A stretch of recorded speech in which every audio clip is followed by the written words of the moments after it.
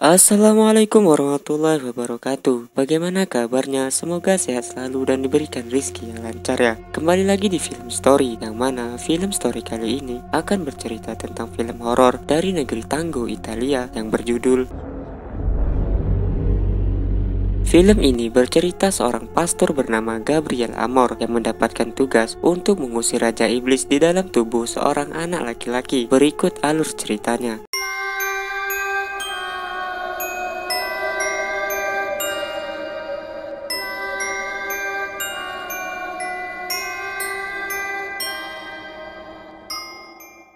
Pada tahun 1987 di Italia, terlihat seorang pastor bernama Gabriel Amor yang mendapatkan tugas untuk mengusir iblis di tubuh seorang pemuda. Dalam prosesnya, Gabriel sengaja memancing iblis itu untuk masuk ke dalam tubuh seekor babi yang ia bawa. Tapi iblis itu pun merasa terprovokasi sehingga ia pun pindah ke dalam tubuh babi dengan tujuan untuk menunjukkan pada Gabriel bahwa tidak ada apapun yang tidak bisa ia lakukan.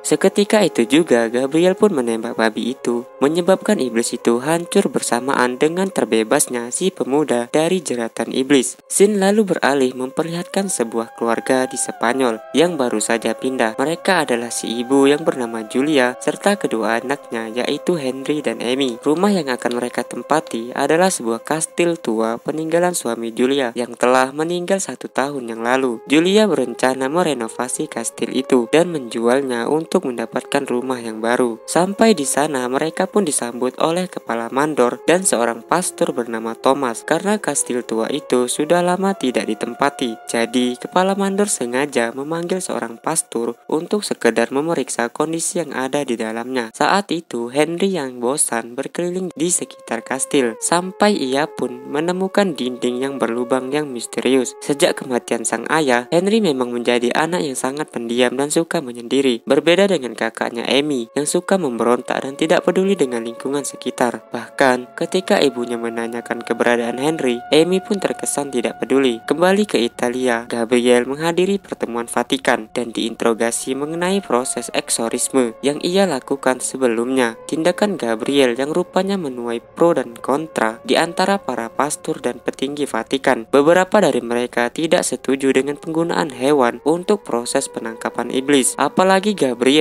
rupanya belum mendapatkan izin resmi dari Vatikan untuk melakukan eksorisme. Karena terakhir yang pernah gagal menangani kasus seorang gadis bernama Rosaria yang pernah berakhir bunuh diri. Keesokan harinya ada 2 orang pekerja yang melewati lubang tembok yang sebelumnya Henry lihat. Saat mendekati lubang itu, kedua pekerja itu pun menyalakan sebuah suar sebagai penerang. Namun tiba-tiba inilah yang terjadi.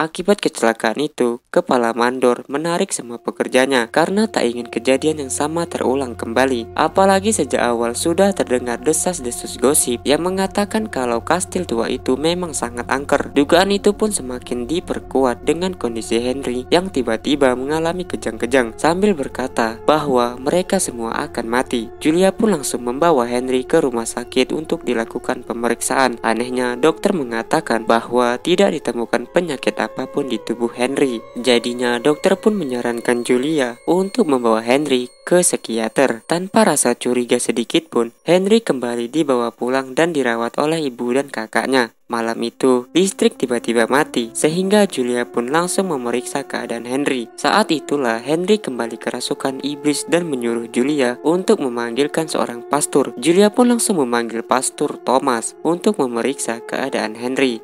Begitu masuk ke kamar Henry, Thomas langsung terpental karena ternyata bukan ialah yang diinginkan oleh iblis itu. Kabar tentang kekuatan iblis di tubuh Henry akhirnya sampai di telinga seorang petinggi Vatikan sekaligus guru Gabriel. Karena tahu tugas itu sangatlah berat, jadi sang guru pun memilih Gabriel untuk menanganinya. Sementara ia sendiri akan berusaha mencari informasi lebih lanjut tentang iblis itu. Singkat cerita, Gabriel akhirnya tiba di Spanyol. Begitu memasuki kawasan kastil, Gabriel dapat merasakan aura yang sangat kuat dari kastil tersebut. Di sana, Gabriel disambut oleh Thomas yang ternyata sudah lama menjadi penggemarnya. Thomas pun langsung mengantarkan Gabriel ke kamar Henry untuk melihat keadaan pikirannya. Seperti biasa, Gabriel selalu bersikap tenang sambil memeriksa apakah benar-benar dirasuki oleh iblis atau tidak. Setelah memeriksanya, Gabriel pun memulai percakapan dengan si iblis dan menyadari bahwa iblis itu sangatlah kuat. Buktinya, semua trik Gabriel sudah diketahui oleh si iblis. Bahkan, iblis itu juga mengetahui semua informasi tentang Gabriel. Tiba-tiba saja, Henry merasa mual dan ia pun memuntahkan seekor burung merah yang membuat Gabriel sangat terkejut. Menyadari musuhnya kali ini tidaklah mudah, Gabriel pun membutuhkan dukungan dari Julia dan Thomas untuk mengusir iblis tersebut. Pertama, Gabriel perlu mengetahui apa yang melatar belakangi iblis itu sampai masuk ke tubuh Henry. Julia pun bercerita bahwa Henry memang mengalami trauma berat sejak kematian ayahnya. Ia menjadi anak yang pendiam dan menutup diri pada orang lain. Kelemahan jiwanya itulah yang menjadi celah bagi si iblis untuk menguasai tubuh si Henry. Kini Gabriel membutuhkan nama iblis itu agar mereka bisa memulai proses eksorisme. Mengingat ia adalah iblis yang sangat kuat, jadi perjuangan untuk mengusir iblis akan sangat berat. Dibutuhkan kerjasama antara mereka untuk menutup celah bagi si iblis, karena sebentar lagi ia pasti akan memulai mengganggu satu persatu dari mereka. Amy ternyata menjadi target pertama dari si iblis. Ia pun diteror dengan suara ketukan pintu dan suara telepon yang mengatakan bahwa mereka semua akan mati. Karena hal itu, Gabriel dan Thomas pun berusaha melindungi mereka dengan berdoa terus tanpa henti. Gabriel juga memperingatkan bahwa si iblis akan berusaha menggoyahkan iman mereka dengan menyebut semua dosa yang pernah mereka lakukan. Jadi, Thomas diminta untuk tidak memperdulikan perkataan si iblis dan terus berdoa. Rupanya semua itu belum cukup untuk melawan iblis tersebut. Gabriel malah dihantui oleh Rosaria, gadis yang dahulu bunuh diri karena kesalahannya. Tak sampai di situ, si iblis juga memprovokasi Thomas dengan mengungkapkan dosanya yang telah lalu, di mana ia telah meniduri anak-anak dari jemaahnya sendiri. Tidak seperti Gabriel yang berusaha tenang, Thomas langsung terpancing mendengar hal itu sehingga ia pun langsung menyerang Henry. Setelah gagal untuk kesekian kalinya, Thomas dan Gabriel akhirnya beristirahat sebentar sambil bertukar cerita. Saat itu, Thomas menceritakan tentang masa lalunya, di mana ia dahulu tidak bisa menikahi wanita yang sangat ia cintai karena ingin mewujudkan mimpinya menjadi seorang pastor. Setelah berbincang-bincang cukup lama, Gabriel pun mulai mengingat bahwa di depan kastil itu ada sebuah sumur tua yang mencurigakan. Ia pun langsung memeriksa sumur itu, sementara Thomas diperintahkan untuk terus berdoa. Saat itu, Gabriel pun menemukan sumur tua yang telah tersegel dengan simbol Vatikan, dan saat dibuka, terdapat begitu banyak kerangka tulang benulang manusia yang terkubur di sana. Aksi Gabriel juga membuat si iblis marah besar, sehingga ia pun mulai meneror semua orang yang ada di dalam rumah itu. Mulai dari Thomas yang telinganya digigit oleh Henry, lalu Amy yang dikejar-kejar oleh suara ketukan, dan Julia yang dihantui oleh mendiang suaminya. Gabriel pun langsung masuk ke dalam rumah dan menyelamatkan Julia serta Amy. Menyadari bahwa situasinya semakin buruk, ia pun menyarankan agar Julia dan Amy tidur di ruangan berdoa untuk sementara waktu. Setelah situasinya mulai kondusif, barulah Gabriel mengajak Thomas untuk memeriksa apa yang ia temukan sebelumnya. Saat diperiksa, sumur itu ternyata terhubung dengan sebuah ruangan bawah tanah yang sebelumnya diintip oleh Henry di awal film. Di balik lubang itu ternyata ada sebuah ruangan rahasia berisi kerangka manusia yang terkurung. Bersamaan dengan terbongkarnya semua itu, guru Gabriel tiba-tiba jatuh sakit, seolah-olah ia juga merasakan bahaya yang sedang dihadapi oleh Gabriel muridnya. Sementara itu, Gabriel dan Thomas kembali menemukan kerangka mayat seorang pengusir iblis terkenal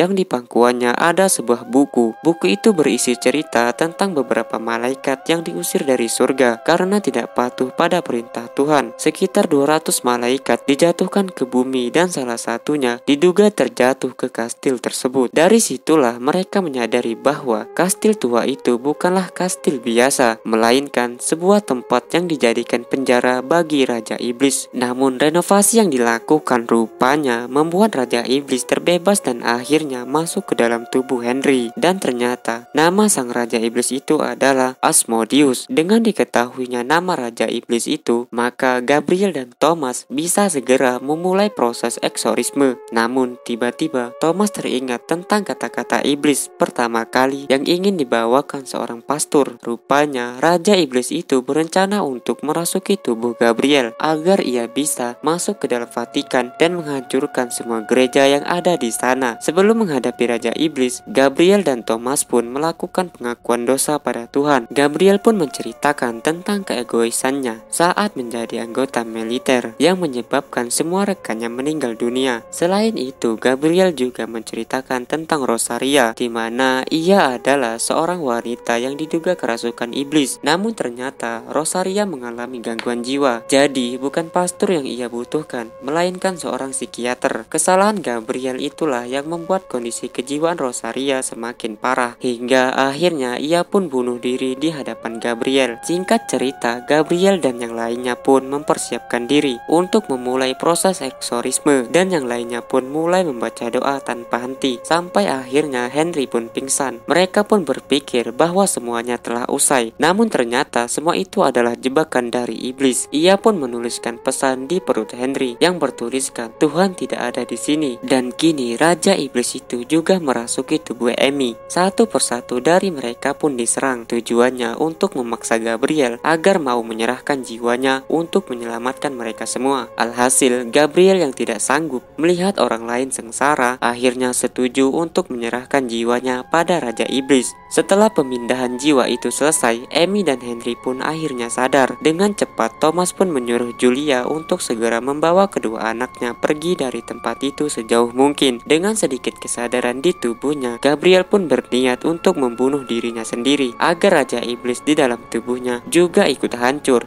Namun rupanya Raja Iblis tidak membiarkan hal itu begitu saja terjadi. Dia terus menghalangi niat Gabriel dan membawanya ke ruangan bawah tanah. Tak lama kemudian, Thomas pun datang berniat membantu Gabriel. Thomas mengingat semua pesan Gabriel dan terus membaca doa untuk menghancurkan pertahanan Asmodeus. Iblis itu kembali mengungkit dosa Gabriel dan Thomas dengan memperlihatkan wujud mantan kekasih Thomas dan wujud Rosaria. Namun untung saja Thomas dan Gabriel berhasil menghancurkan Asmodeus dengan menggunakan peralatan yang mereka miliki. Akhirnya usai sudah, perjuangan Thomas dan Gabriel mengalahkan Asmodeus, Raja Iblis jin kafir yang paling laknat. Berkat hal itu, keduanya pun mendapatkan penghargaan tertinggi dari guru Gabriel. Bahkan Gabriel akhirnya ditetapkan menjadi pemimpin Vatikan yang baru. Kini Gabriel mendapatkan tanggung jawab yang besar karena masih ada 199 Raja Iblis yang lainnya yang masih tersebar di seluruh dunia, dan film pun akhirnya selesai. Dari film ini kita bisa mengetahui bahwa untuk mengalahkan iblis kita hanya perlu mengakui dosa dan bertobat pada Tuhan. Tidak lupa selalu belajar mengendalikan ego dan nafsu duniawi, karena semua itulah yang menjadi awal mula penciptaan iblis di dalam tubuh manusia. Terima kasih banyak sudah menonton alur cerita kali ini. Semoga sehat selalu dan jangan lupa beribadah agar hidup tetap terarah. Sampai jumpa. Wassalamualaikum warahmatullahi wabarakatuh.